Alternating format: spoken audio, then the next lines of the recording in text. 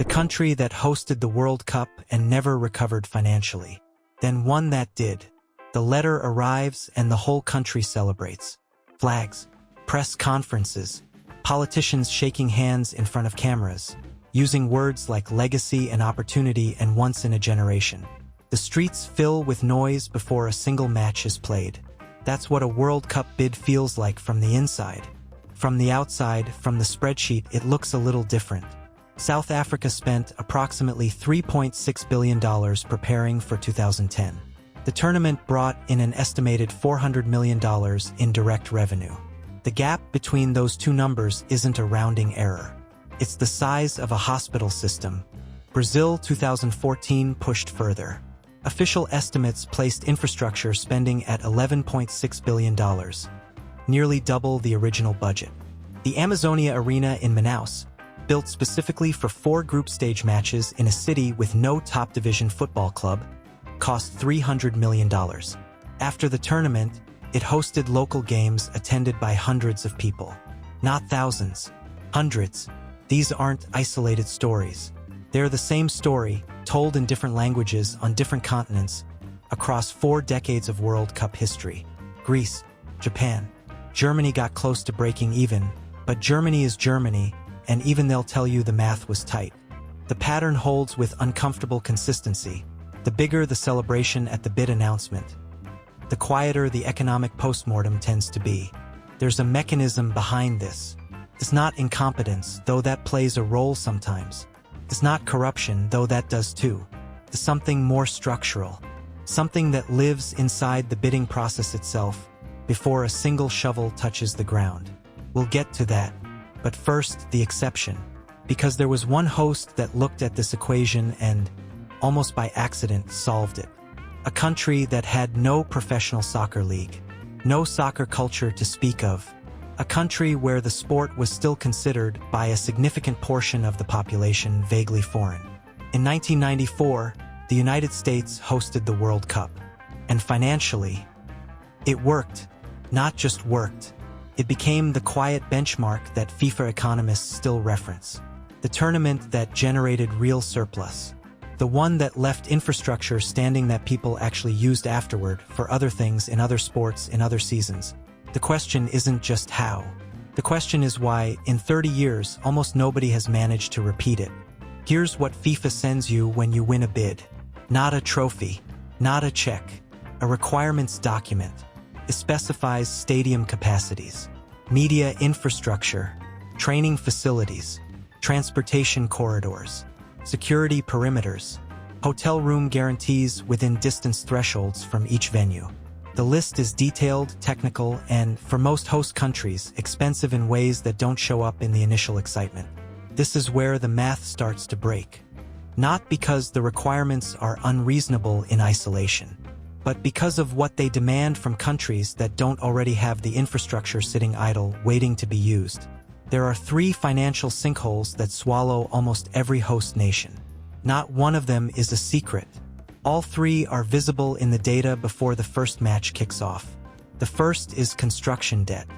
Building or significantly renovating stadiums to FIFA specification costs, on average, between $200 million and $600 million per venue. A typical World Cup requires 8 to 12 stadiums. You do that math quickly. What you do more slowly is calculate the stadium's value after the tournament.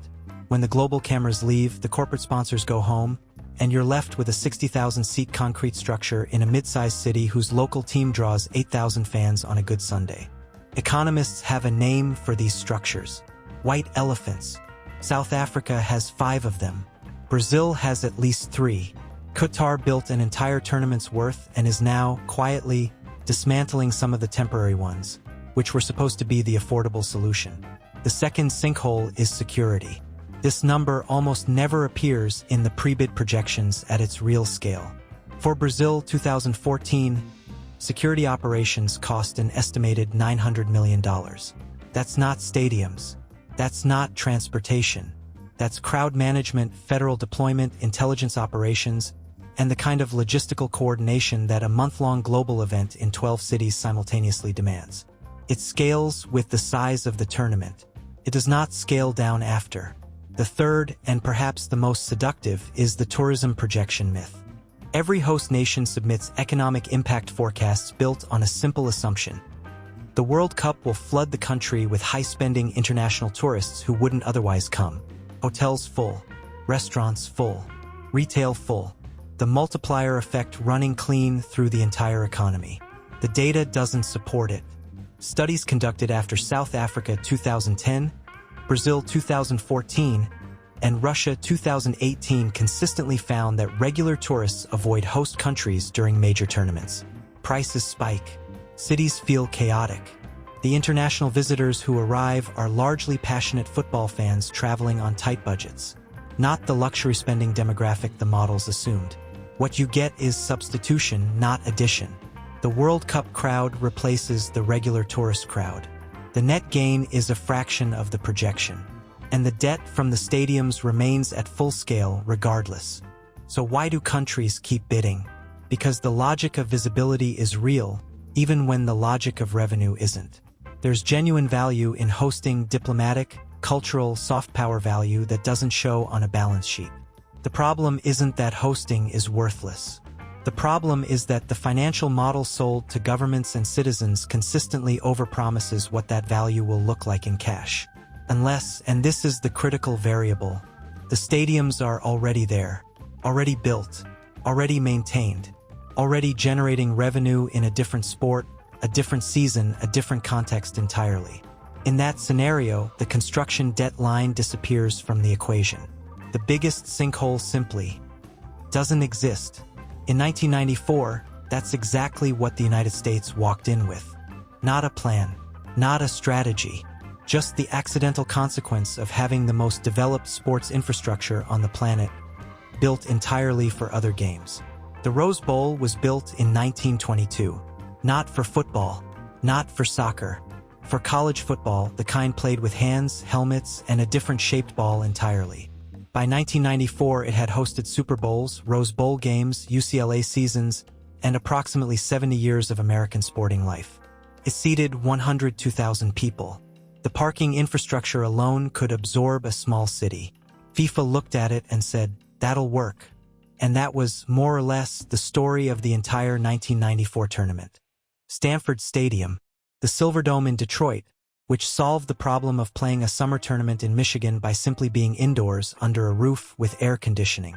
Giants Stadium, Pontiac, Soldier Field, 9 venues across the country, and not one of them built specifically for the World Cup.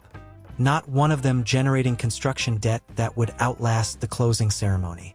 The total infrastructure investment the United States made for 1994, in today's dollars, was a fraction of what Brazil spent on a single stadium 20 years later.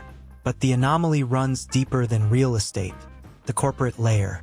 The United States in 1994 had something no other host nation has quite replicated: a fully developed sports hospitality and sponsorship ecosystem that was immediately compatible with a global tournament. Corporate suites, premium hospitality packages, the kind of B2B infrastructure that turns a sporting event into a revenue engine for the surrounding economy.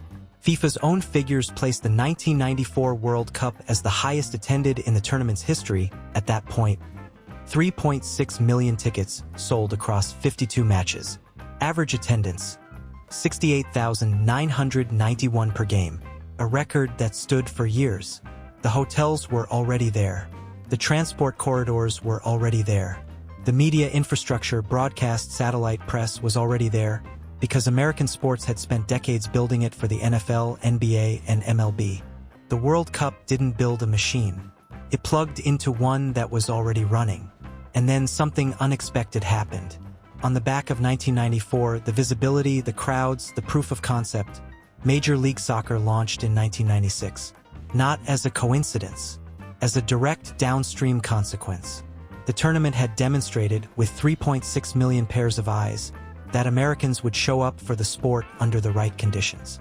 MLS today has 30 clubs. Expansion franchises selling for $200 to $300 million. Apple TV broadcast deals. Lionel Messi playing in Miami to sold-out stadiums. A sentence that would have been considered science fiction in 1993. None of that is attributable solely to 1994. But 1994 is where the thread begins. Brazil 2014 left behind $11.6 billion in debt and stadiums that became parking lots and concert venues. The 1994 World Cup left behind a professional league. That's not a small difference. That's the difference between infrastructure as cost and infrastructure as catalyst. Now here's the part that should make you pause. The United States didn't engineer this outcome. There was no long-term economic strategy document. No government task force optimizing for post-tournament legacy. The conditions that made 1994 work were largely accidental, the byproduct of a sports culture that had been building for a century, completely indifferent to soccer. Which raises the uncomfortable question sitting underneath all of this. If the 1994 success was accidental, is 2026 a plan or just a bigger version of the same happy accident? Because 2026 is not 1994. The tournament has expanded from 24 teams to 48, 16 host cities across 3 countries. The security environment is different. The geopolitical context is different. The commercial expectations are different, and significantly higher. The blueprint exists. The question is whether the conditions that made it work still hold. Or whether 30 years of tournament inflation have finally outgrown even the most accidental advantage. 16 cities, 3 countries, 48 teams. The 2026 World Cup is, by every measurable dimension, the largest in the history of the tournament. More matches, more venues, more moving parts, more money flowing in, and more money required to make it work. On paper, the United States enters this with the same structural advantage it had in 1994. The stadiums are already there. MetLife Stadium in New Jersey, AT&T Stadium in Dallas, SoFi Stadium in Los Angeles, Levi's Stadium in San Francisco. These are not repurposed college fields. These are among the most sophisticated sporting venues on the planet, built with private capital, maintained by professional franchises, generating revenue 365 days a year regardless of whether a soccer ball ever touches the grass. The construction debt line is blank. Again. And the hospitality infrastructure, hotels, transport, broadcast, has only deepened in 30 years. The United States now hosts the Super Bowl, the NBA Finals, and major international events with a logistical fluency that most countries spend decades trying to develop. So far, this sounds like 1994 with better Wi-Fi. But there are new variables, and they matter. The first is scale. In 1994, the U.S. hosted 52 matches across 9 venues over 31 days. In 2026, the U.S. portion alone covers 78 matches across 11 venues, and the tournament runs simultaneously in Canada and Mexico. Coordination at that scale introduces friction that didn't exist in the original model. Security operations, for instance, don't scale linearly. They compound. A tournament 3 times the size doesn't cost 3 times as much to secure. Costs more. Significantly more. Early estimates place U.S. security expenditure for 2026 in the range of $50 million per host city. And that's before accounting for the kind of elevated threat environment that simply didn't exist in 1994 in the same form. The second variable is expectation.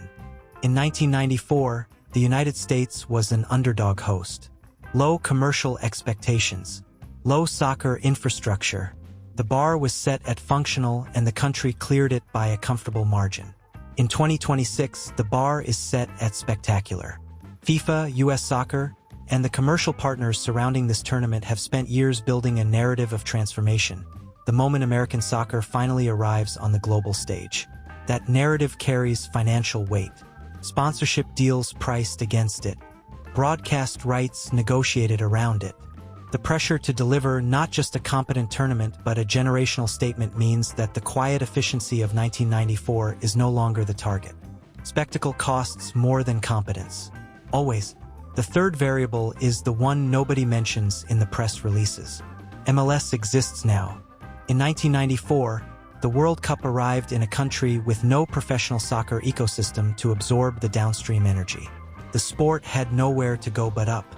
MLS was the vessel built to catch that momentum. In 2026, MLS is already a $10 billion enterprise. The vessel is full. The question isn't whether American soccer has an infrastructure.